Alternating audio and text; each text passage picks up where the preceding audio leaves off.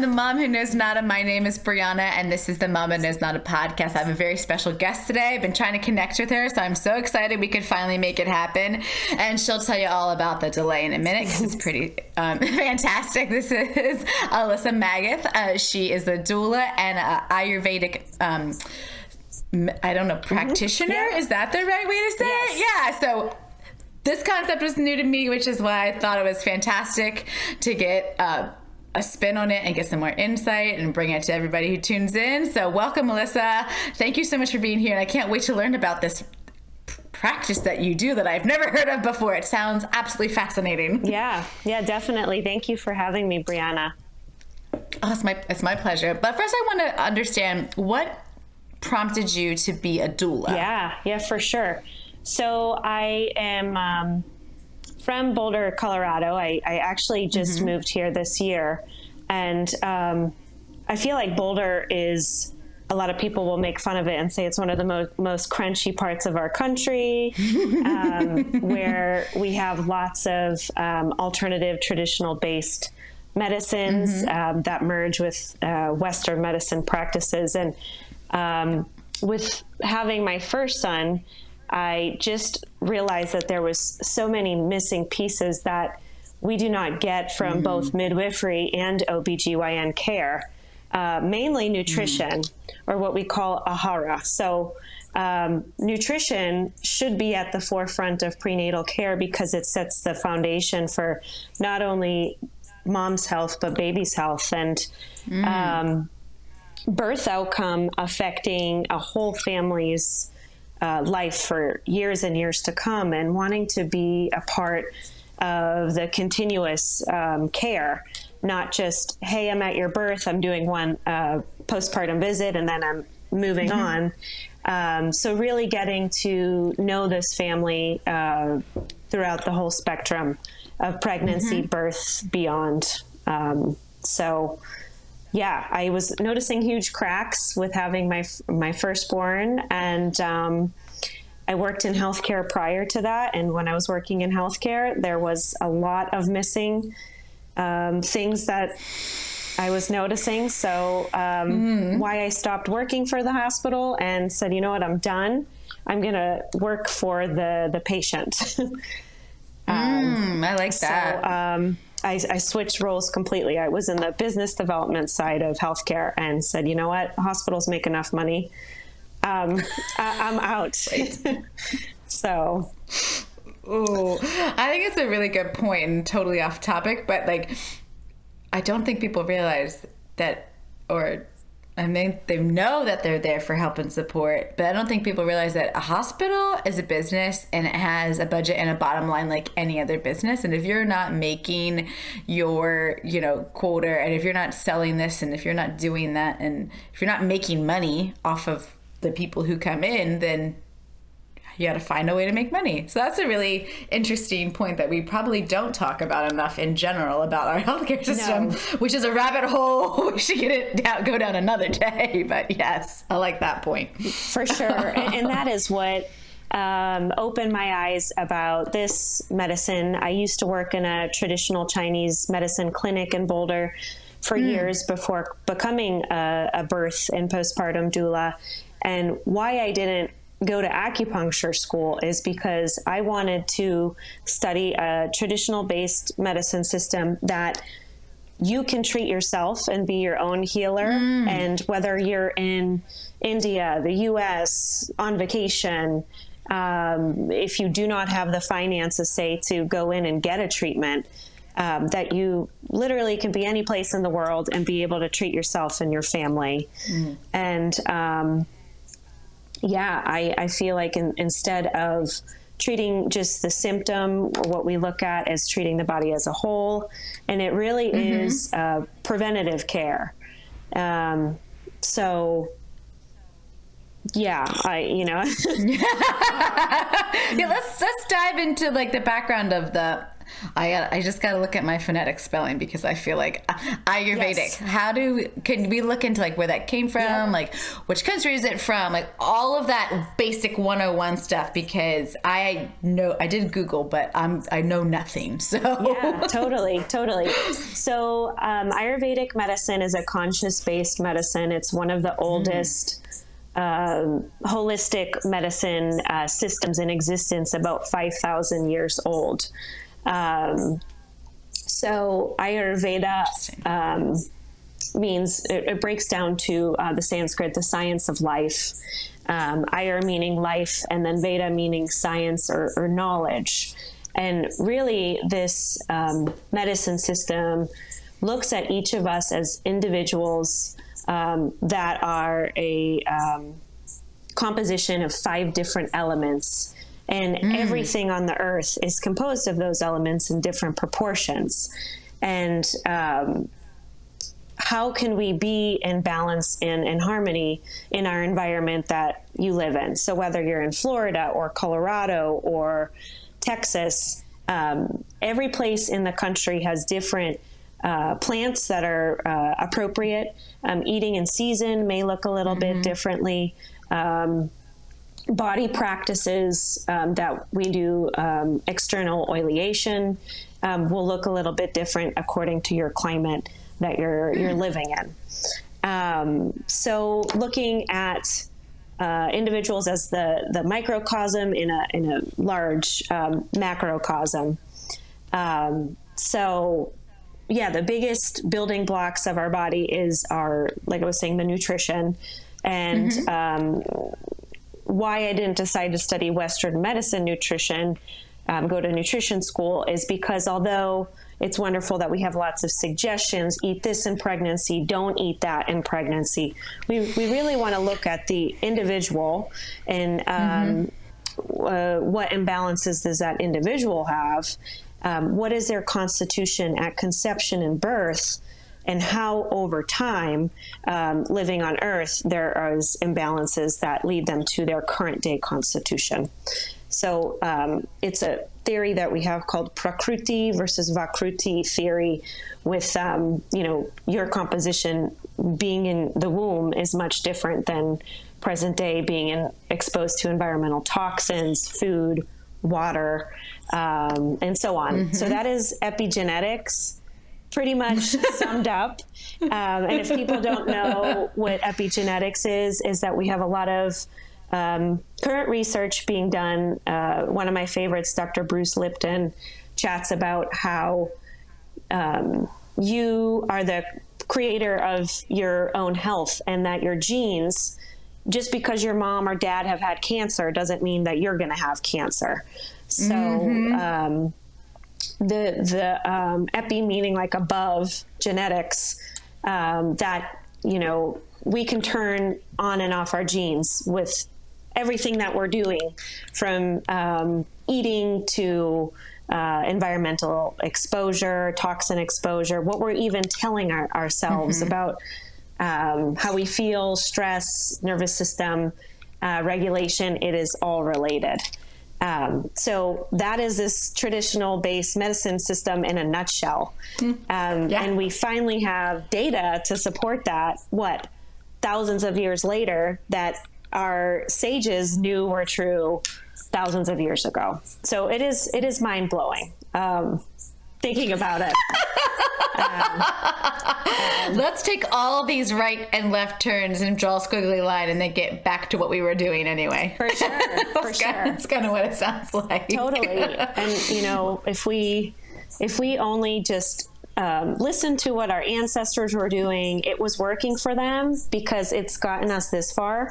And clearly we're not doing as good as we should be with both birth and postpartum outcome in a very developed country here. Yeah. So what can we do now? And that is return to our roots. And I really think that if the hospital did that, would they be serving tuna sandwiches and Jell-O and soft serve ice cream to our postpartum moms? No, absolutely not. So once that shifts in the hospital, I will be ecstatic. Yeah, I don't know if that shift will happen. I'm not as optimistic as you probably about that, about our healthcare system. Oh, it's a mess. Yeah. But I think that what I really like that you said, and it makes so much sense, and I say this all the time, is, well, a couple things. I like that it's a conscious practice. This Ayurvedic medicine is you're consciously, you're thinking about it. It's something that's in your brain every day. It's the way you go about things. You're methodically making choices based on what the evidence has shown you thus far. And I also like how you're talking about the individual, because I feel like in this country, like a lot of generalities about everything, you know, like there's a bell curve for a reason, right? You know, generally, most of us are within this range of the bell curve, you know, so, but there's still a range that's still quote unquote normal, because what is normal? I don't really believe that word exists, but we'll just put it in quotes there. And then you have the rest of the bell curve, right? So what's right for me on this range of the bell curve isn't going to be right for you on your range of the bell curve. Correct. And that's perfectly okay. So why are we like muddling down healthcare and nutrition and stuff for this could work for you, right? Well, you know, it could not work for me. And then the third thing I just wanted to circle back to, which I hate that phrase, but I don't know what else to say, is your genes do not necessarily define you. It's all about gene expression, you know, so there are certain things like diseases that arise that they don't really know what happens or where they came from. One of those in my family is multiple sclerosis. So women are, I believe, more susceptible to multiple sclerosis. However, in my family, it's a man that has it. So what does that mean? Like, our genes aren't that terribly different, but at the same time, like, there's so many factors that go into a gene's expression, whether it ever gets recognized, whether it doesn't get recognized, whether it ever comes to fruition. And it's all the things that you just mentioned, like, where were you at conception? Where were you at birth? Here I am, 36 years later. What things have I come in contact with over the last 36 years that could have a gene be expressed or impact my life in a certain way that makes me who I am, but also might be warning signs for me. So I think that's really an interesting juxtaposition in regards to today's healthcare and approach, and, you know, how we go about it and what we're told to do. Like, I remember, again, on a tangent, somebody saying you don't eat seafood or like sushi when you're pregnant, right? That could be really bad, and But then you think about there's millions of people who eat sushi every day, and their babies are healthy. Yes. So what is it? So it all comes down to what your body used to, I think. And you know more about this than me. So, but I just, those are things I really like, and they really resonate in my brain. For a multitude of reasons. So you kind of are saying how this is different. It's very different from what we're used to here in the States. Does this approach encompass other things like acupuncture, chiropractic care, or other kind of holistic approaches to wellness and well-being? Yeah, so Ayurveda, it encompasses dietary protocol, herbal protocol, and body work. And body work is encompassing from marma therapy, which is Vedic acupressure points. So Chinese medicine has actually come from, so the Chinese traveled to India, learned about marma therapy, which is various points all over the body that correlate with certain organ systems. And then they started to needle them. So we don't necessarily needle them. We do acupressure. We do something that's called abhyanga, which is lymphatic oil, medicated oil massage. And we make the medicated oil specific to the client. So for postpartum moms and babies, this is one of the best ways that we can calm the nervous system, make sure that some of these herbs are getting into the bloodstream, lubricating the soft tissue systems. and helping with bowel movements, helping with the flexibility and suppleness of the skin. And then one of the greatest cleansing practices that we do is called pancha karma, where somebody, say, that's trying to get pregnant, that, say, is having fertility issues, extreme detox. It is really great, especially right now with post-COVID reactions, whether it be from the virus or vaccine. So yeah, I'm seeing it a lot. And even though we don't necessarily have much clinical data with large sample sizes on a lot of these practices, I have observation from, I've been to a little over 300 births. And then Wow. my teacher is a medical doctor and an Ayurvedic medicine doctor. He's an OBGYN. So between all of the case studies that we have, between our classmates, our school, we do see much success from focusing on circadian rhythms. So when to go to bed, when should we be eliminating different properties of everything that you're putting into your body. Anything can be medicine and anything can be poison. So it is so simple. So people say, okay, what else are you combining this with? This is, I feel like, one of the hardest things for people to do because it's a major lifestyle change. So yes, we want to get the smoothie because the smoothie is easier, but why should we be having warm, cooked, light, easily digestible, spiced foods postpartum instead of a smoothie?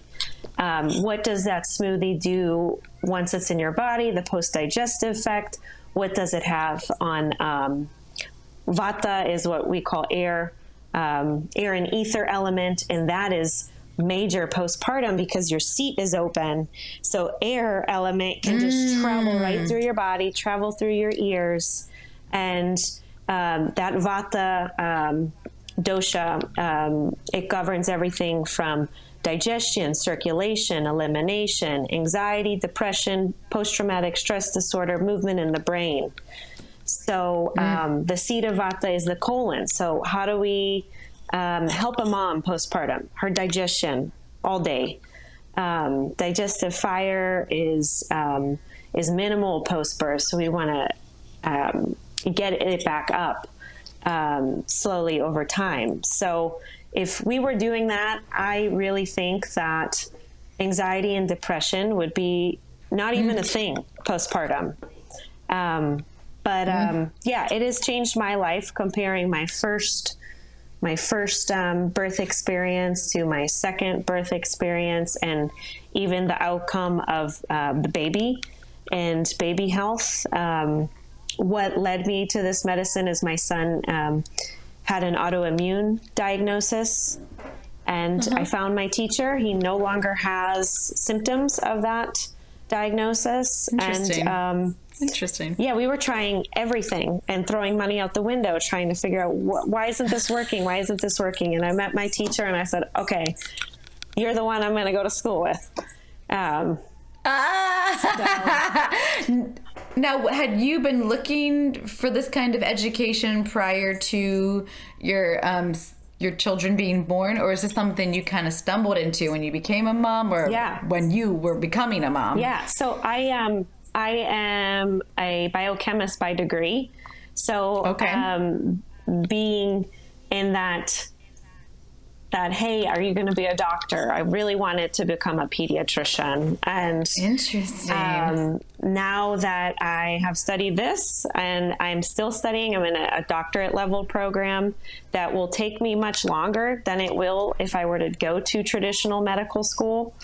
I don't think I want to go that route because so much is missed. And there's a reason why we have half of our children that are sick with unexplainable diagnoses. And a lot of it all goes back to our diet. And yes, we don't have to be perfect with it 100% of the time, everything in moderation, but our kids deserve more. and what their schools are giving them, what we give hospitals. Those are the two worst places to go to for sustenance. So I have hope. Oh, the irony. Oh, the irony. I have hope. So it's vitality for moms and how we're treating them the first year postpartum. We know that vitamin stores and nutrients are depleted even with breastfeeding. That moms that are having lab work done, their labs aren't back to what they were sometimes a year and a half after giving birth.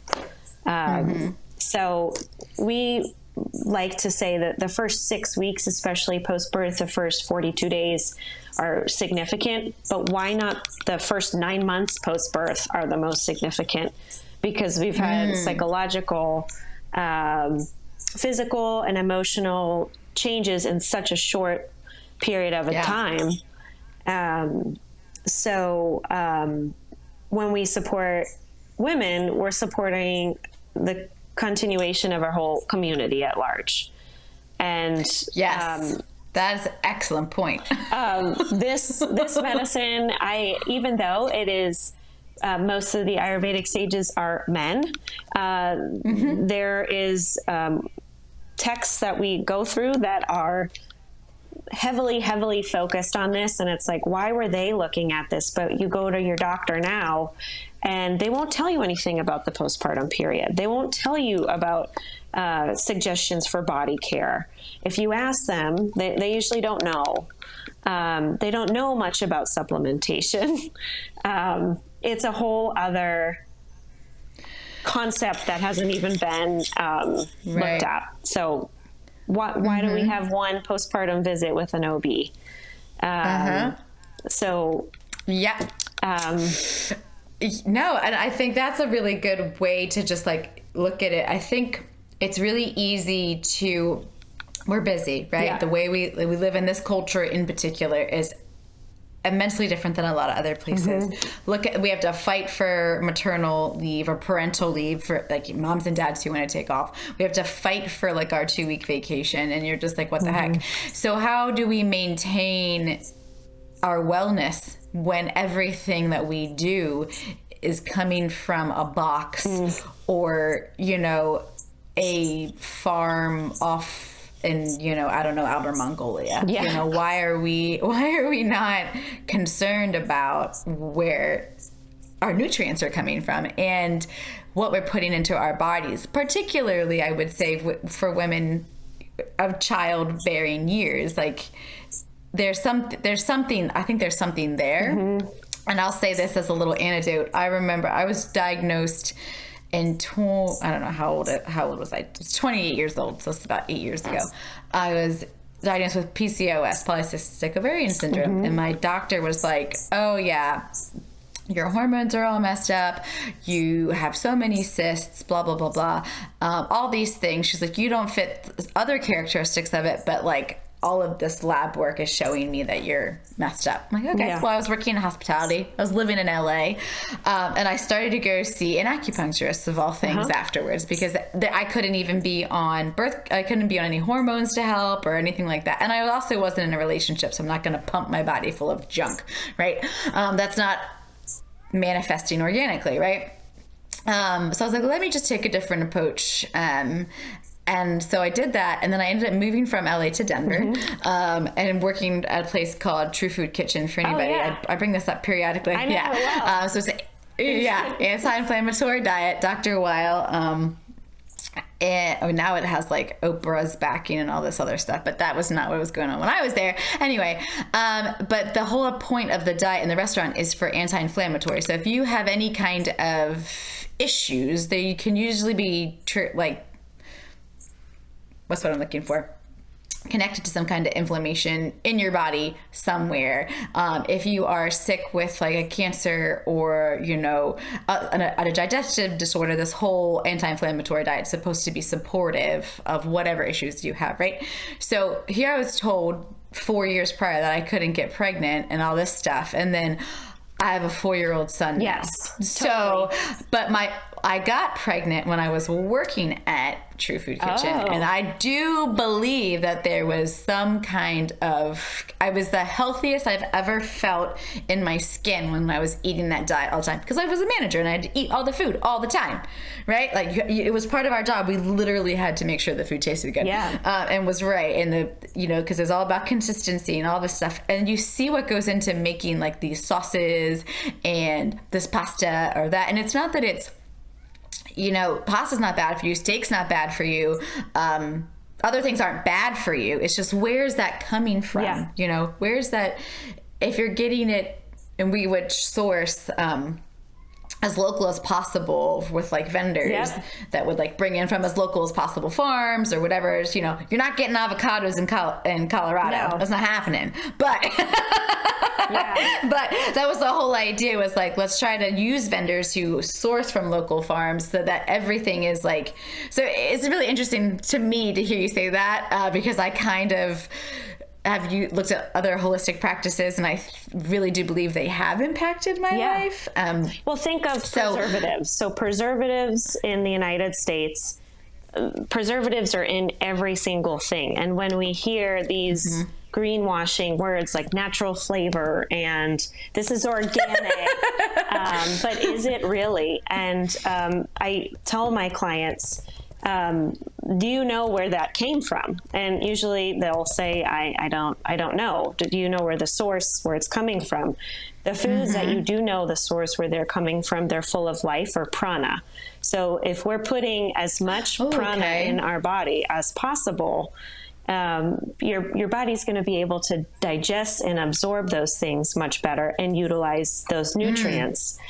Versus something that has been processed and packaged. And with inflation going up right now, you go to the grocery store and everything packaged is outrageous pricing.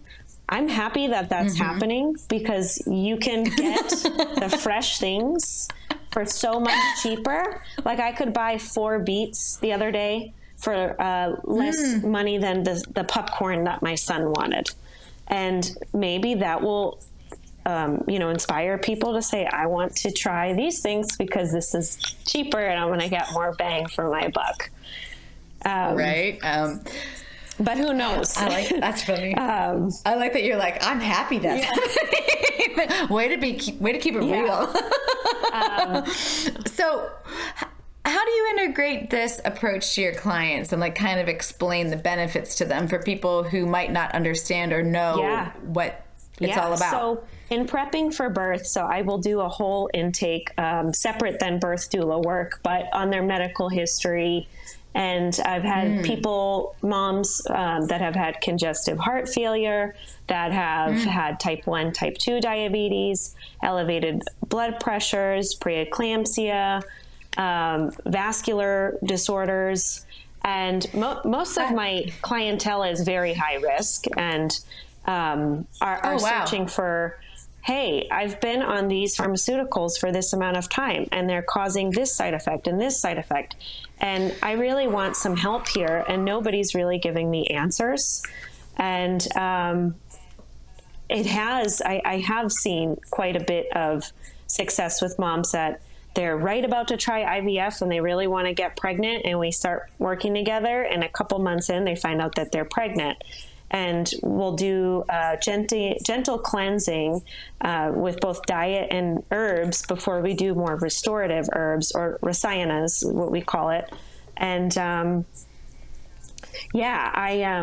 of the big things that I'm seeing the last 2 years with this virus happening is higher blood pressures, the heart being affected. So higher blood pressure. So I never used to see preeclampsia in my birth clients. And then I felt like it was every other birth I would go to, and preeclampsia, what's happening? Or postpartum hemorrhaging. So my teacher said, okay, we need to be giving a combination of herbs that are safe for pregnancy that will reduce the risk. And we will treat both rasa and rakta dhatus. So what those are 2 tissue systems that we look at, the plasma and the blood, which then affect cardiac, liver, spleen, and our reproductive system. And give those to mamas that are open-minded to taking those suggestions to really reduce those and modulate and help control blood pressure, healthy ranges. Every mom that I've had take them have not had any of those complications.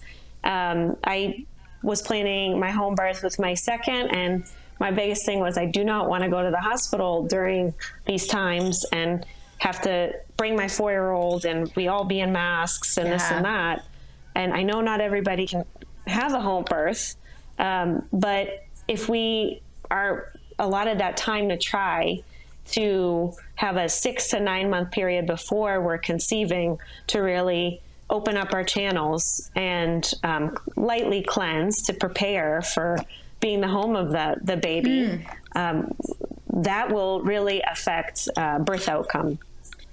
So postpartum, the postpartum side of things, I think is even more important because most women's health conditions and diseases come up post-birth.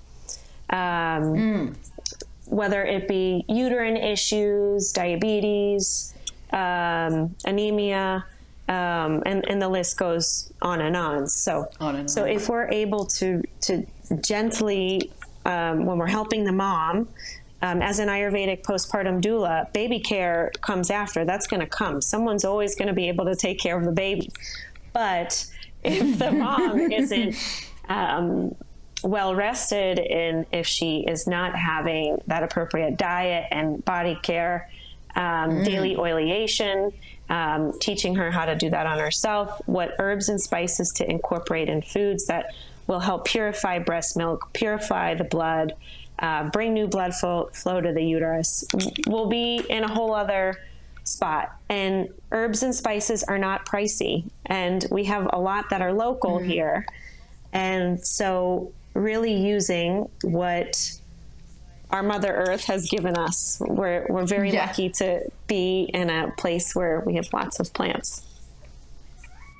Well, and I think that's interesting because we don't always talk about, I mean, I hear it because I look it up, but herbs and spices really are medicine. There's a reason that, I don't know if you can hear my cat meowing, but I just got home from a trip. This again, here I'm on my tangent, and he's like, what's that word? Oh my gosh, like when you go away and come back, he's like stage 5 clinger when I come back, because he's like separation anxiety. He's like, oh, Mom, you left me. Anyway, sorry, Diesel. But they really are medicine. And so I go to acupuncture regularly, and I have people who are like, ugh, Brie, like, what is this? That's that woo-woo stuff. And it's funny, my acupuncturist doesn't do TCM, traditional Chinese medicine. She does, it's called 5-element medicine. Yeah.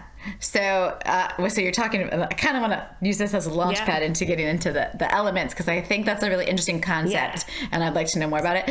But, so people think I'm like crazy, but I'm like, this has been around for thousands of years. There's a reason we're still doing it. Like, I can't be that crazy if it's existed this long. Well, you know what I mean? It truly is basic chemistry. So any chemist will tell you that the 5 elements, everything that existing around us is either made up of air, ether, fire, water, or earth. And everything around us has those proportions. And we have those into what's called doshas. So we have 3 doshas. Okay. We have vata dosha, which is air and ether. That's what we really want to take care of in pregnancy and postpartum. You have that air element that goes from mom to baby. And during the 8th month of pregnancy, we have a transfer of immunity and strength and vitality between the mom and the baby. So if we're not taking care of that movement and excess, that's usually when preterm labor can happen, or issues in baby health, and even mom health as well. We have pitta, we have our more fiery dosha. So we have that made up of mostly fire and water. And then we have kapha, which is more of our earthy structured that we have, and all of them blended together. We have each of those in all of us. And what can we do to have those be in balance? But usually we have a predominant dosha that we are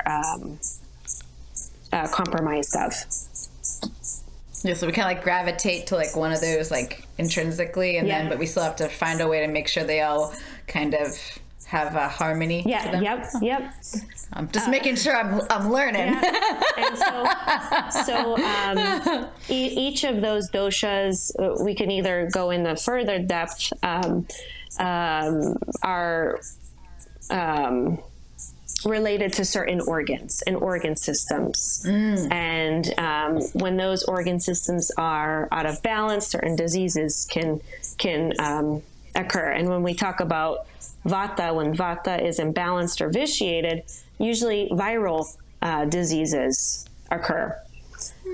So the last 2 years, we have a total vata imbalance across our world. And that has led to various health issues that we're now working with.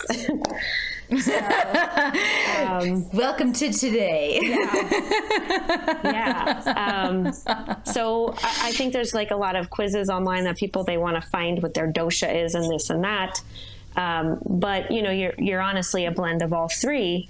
But what dosha is imbalanced, that's affecting the other two doshas. So yeah, it's called Tridoshic Theory.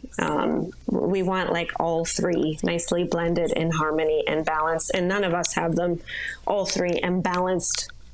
We're all working towards it. So yeah, we do talk about the lymphatic system in the brain, and we have practices where we're oleation through the ear, nose, and throat, where we lose about 2 pounds of junk out of our nose each year, and why we should be doing those practices. The vagus nerve, which the chiropractors I really love because they do stimulate vagal nerve activity, but we know that our brain is our second gut. So when we're not stimulating and feeding healthy microbe flora in the gut, we're not feeding our brain. And the biggest thing, our reproductive system, our uterus is our first home. So if we're not fostering that, if we're not treating the blood, we're not treating the uterus, or what we call shukra, dhatu, which is our reproductive tissue system and all the organs around it, then, we're in trouble. So, what can we do to help people have that basic education and practices, and from food to diet to body care? There are Ayurvedic practitioners that their whole practice is based off of the panchakarma, where you're gently cleansing and preparing through purgation, through abhyanga massage, through herbs, through diet and preparation for pregnancy or vitality, wellness. And the people that have been doing that for lengthy periods of time look better than any other 30-year-old that I know. So we have 60-year-old women that look like they're 30. And there's a reason why. We have one body, one home. And when you take good care of it, disease is less likely to manifest. Yeah, I like that you said that the uterus is our first home. Like, there's an epiphany I never really thought of. Yeah. Like, duh. Yeah. Well, and it's so basic that yeah, you kind of overlook it, you know what I mean? For sure. I mean, obviously. Yeah. Well, I did anyway. So how has this impacted your life? And especially you kind of talked about the birth of your second child. So how's all of this practice and Ayurvedic process, how's it really benefited you? Yeah, for sure. So I'm moving here. So there are a lot of Ayurvedic doulas in Boulder, Colorado, and Ayurvedic practitioners. And here I'm the only one that I know of that has proper training. Given that we are not nationally regulated, or we are, you can take your board exam and you can be a part of NAMA, the National Ayurvedic Medical Association, but there's no state-by-state regulation for Ayurvedic practice, so people can be more open to doing what they want to do, which is a good thing and a bad thing. So there's some people that aren't practicing the true medicine and doing their own variation. Gotcha. But my first birth, I returned to work pretty quickly. I was at my first birth 4 weeks postpartum, back to working, and I shouldn't have done that. Diet was affecting breastfeeding, being on call, being up late. So I did have anxiety post my firstborn. And this time I feel like everyone makes fun of me because I put so much time into what we're eating and teaching my husband and really having a set plan, because we weren't able to hire someone here. There wasn't anybody that does in-home medicated lymphatic oil massage or mother care.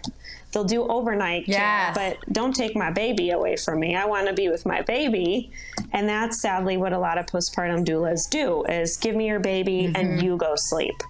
The sleep for moms and babies, and some might say I'm crazy for saying this, but those are doing well when that nutrition is doing well for the mom, because you have colic and digestive issues happening in these babies when we're not doing a vata pacifying diet, and when we're eating raw, cold foods, hard to digest foods, then the baby becomes upset, and then they're not able to sleep. If we're doing oil massage on them every day, usually before bedtime, and we do it before bathing them, they go to sleep and they're very calm.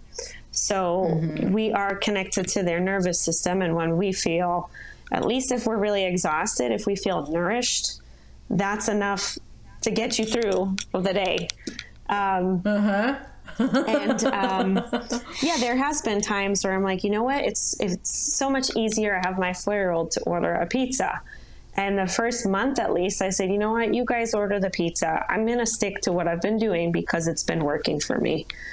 And the days that, I do stray away from the typical diet that I've been doing, like soupy diet. I have soup every day, even if it's hot out.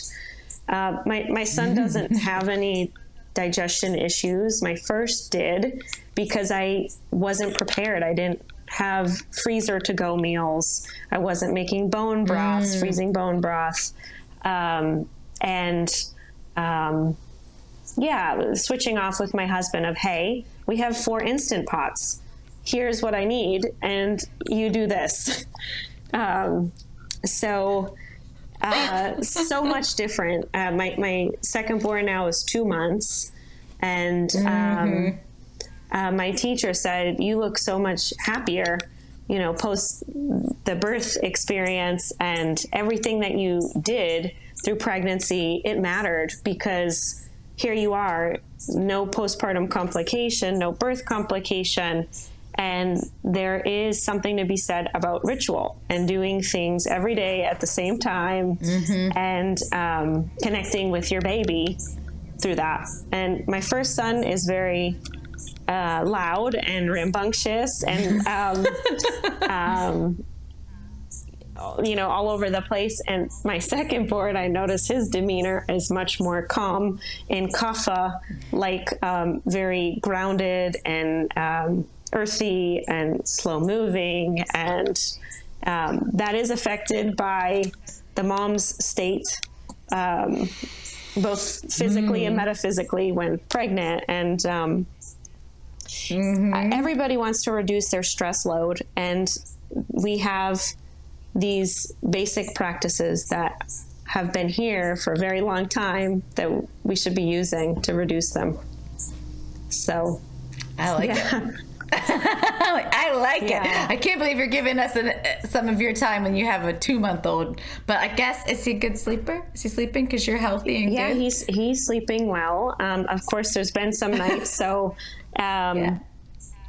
I've had like tacos and here and there when I do certain beans, he's not happy with it. So I'm like, oh man, I'm craving those beans, but that's what's making him fussy. So, yeah.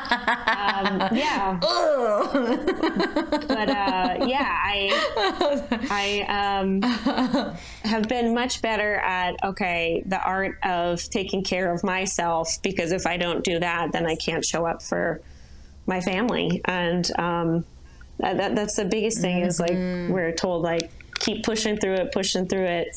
And we don't really have a village, even though everybody tells us to, lean on your village. It's like, okay, well, where are they? So I hear you. I hear you. Oh man, my son was born in Dallas and we knew nobody. Yeah.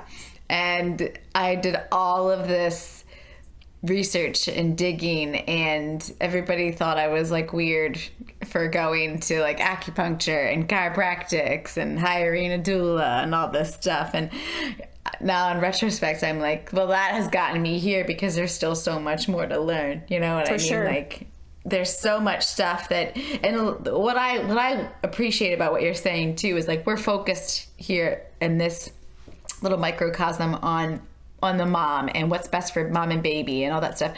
But what you're talking about can be used by anybody. Yeah.